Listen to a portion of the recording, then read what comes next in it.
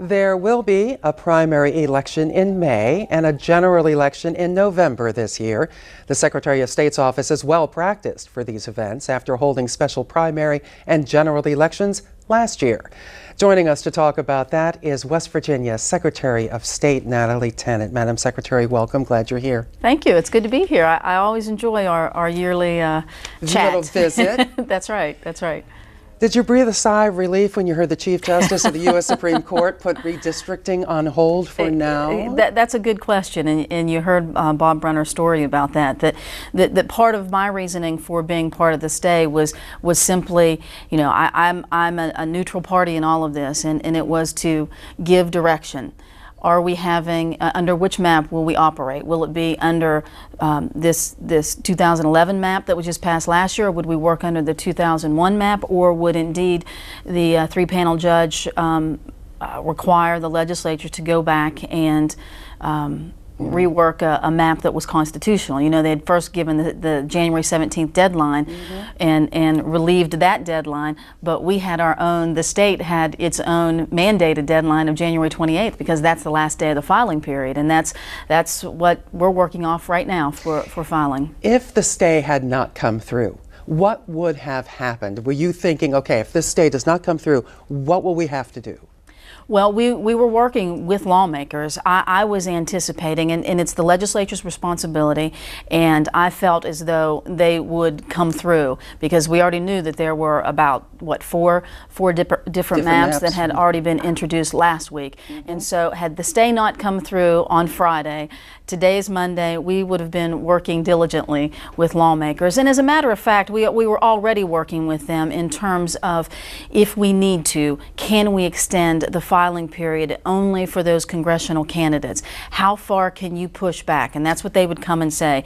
How far on the election calendar can we push the deadlines and regulations that indeed are in state code right now? And so we were working on that, and we had that date for them, and we had that timeline, a new structured timeline in place if we needed it. And redistricting, even at the House and Senate level, not easy. That too went to the state Supreme Court. So you had to watch that court case to see what kind of map you were going to be using come January when the filing period happened. And it's very interesting that while I didn't have any authority and was not part, I as Secretary of State, not part of the redistricting that was taking place for the House and Senate, I was the sole defendant in that. And so what I decided to do is you defend the process. I mean, that is part of the three branches of government that I've been talking about for the last 3 years, it seems, because of the special circumstances in which we've been placed. And so I defended the process.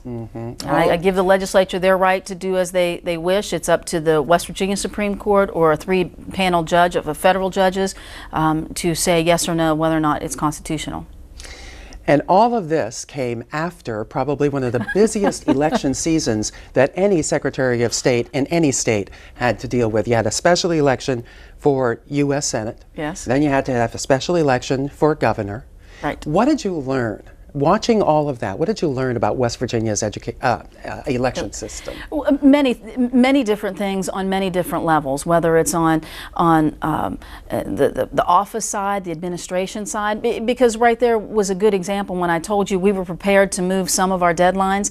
Well, we knew how we might have to move deadlines and how we might shorten it because of what took place in July of 2010. Remember, Senator Byrd died on June 28th, 2010, so during that special session of July of 2010, we worked back and forth with the legislature to say this is how we'll implement a new legislation to have a special election. So we learned that on that manner.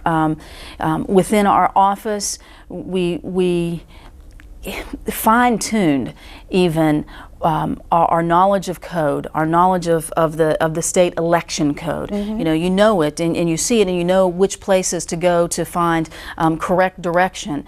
But I would say most of the folks in the election division now, I mean, they have it fine-tuned because we've been through that. And then, even on a personal level as well, there were criticisms, and anytime you have something that's different, that's not comfortable to people, that we're not used to in terms of how we run the foundation of our democracy, sometimes you're going to take some personal shots too. And I'm just so proud of how the office responded, how county clerks responded, state election officials from our office, county election election officials, and you see that we implemented, technically it was 4 special elections because you count that U.S. Senate race on that general election of 2010 as a special election. So 4 special elections, and unprecedented for West Virginia, and I'm proud to say that we responded remarkably. And the process worked, even though there were some speculation as to whether or not a Saturday voting day would be appropriate for this. The process did kind of click along, and people went to the polls and they were counted, and it was done. That's right. I mean, when you look around the world where you have these uprisings and people are fighting for democracy, yeah, we may have some arguments here and there, but you see the process did work, and we're finishing up the reimbursements to the counties right now. Also, one of the interesting aspects that came from the August special election of 2010, we had this archaic piece of law that was on the books about not being able to sell liquor on election day because it's election day. It's also a special holiday, and so we showed that, and of the realtors, or the retailers rather, that talked to us about how much money they lost. Now it's off the books. So you want to talk about some of the things that we've learned? You can buy liquor on election day. I always figured you can't buy liquor on election day because you don't want to use liquor for buying votes. That's what I always thought was why. But anyway, that is off the books. That's right. Retailers everywhere. And that came from the special election. Yes. Early voting has become increasingly popular, hasn't it? It is.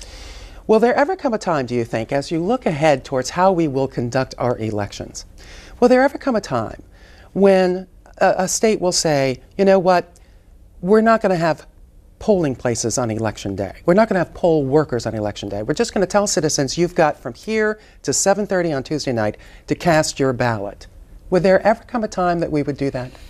That's an interesting, folks have said it in that manner, that it's not an election day, it's just a deadline. That's 7 o'clock on that Tuesday, as you say, because we have early voting. I still think, and I, as the Chief Elections Officer and Secretary of State, it is my duty that I make elections more accessible. And if precincts, though, allow for those elections to be more accessible, that someone only has to drive or even walk across the street to go vote, we will keep that as part of the accessibility. But in a sense, it is almost like that, where there are, though, the 2 days in between, that Sunday and Monday between early voting and election day, where there is no voting taking place. That's true. We almost have that. That's true. We will see. We will see how elections evolve. We've seen how they have evolved over the last, since the HAVA Act of 2002. It's 10 years ago. So we've seen that huge change in the last 10 years. But you also look even previously, and we're going to continue to see that. Yes. How did Morgantown's vote-by-mail experiment work? Right there. See, another great example. Another great example of how to vote. Right, vote by mail. That's a vote by mail pilot project that we had. That actually it was passed in 2 phases, and many things came out of the vote by mail pilot project. It's actually still ongoing. It still goes until I believe 2014. And so Morgantown, they came as a city council to the legislature for many previous years, and then I became Secretary of State in 2009, and I said, sure, let's try this. We got it passed in 2009, and they were looking for ways to, yes, increase voter turnout and at the same time save money. You know, many municipalities are strapped for money, and when you have an election that's required, how are you going to save money? Vote by mail was an alternative for that, and it was very successful. Voter turnout went up. It didn't save as much as we wanted to save, but we're prepared, and we know what changes need to be made for especially the city of Morgantown to save money in 2 years when they have their next election, either 2 or 4 years whenever they have their next one. People were really concerned. How do you keep an eye on voter fraud when you're voting by mail? Well, it's the same manner in which we have excuse absentee voting by mail. When someone will write in requests from their county clerk and say, I'd like to have an absentee ballot, I'm homebound, I can't get out, I won't be here this day, I'll be traveling, and it's that same manner that you send it and it is voted and then mailed back. And we've seen that the state of Oregon has had it for decades, and we see that I think fully the state of Washington State is now using it, parts of Colorado. And so there are security factors in there. It's not just you can pick up a ballot and mail it in.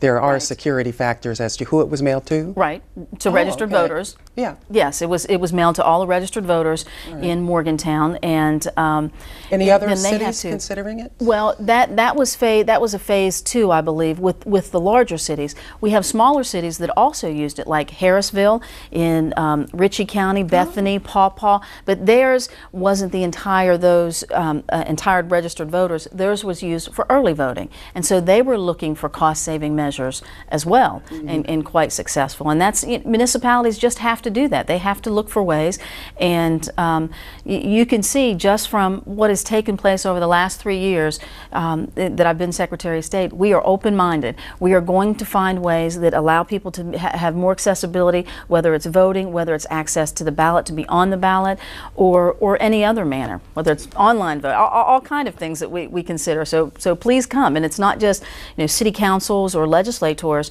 that we'll work with. Okay. We take ideas from citizens as well. Secretary of State Natalie Tennant, very well. Thank you very much. Thank you.